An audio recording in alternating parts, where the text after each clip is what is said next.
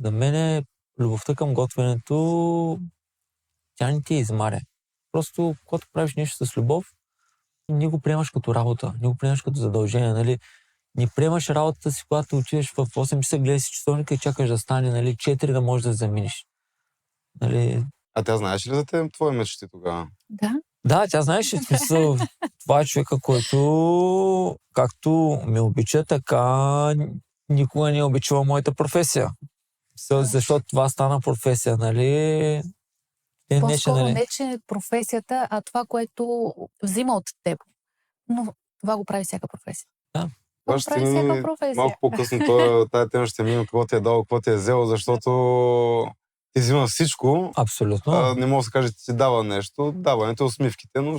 Да, това, нали, когато човек види, нали, след неговия труд, види усмивките на гостите. Дали ще бъде в собствения му ресторант или в друг ресторант, който работи, нали, когато даден гост го покани да му си на ръката, по някакъв начин се чувства човек.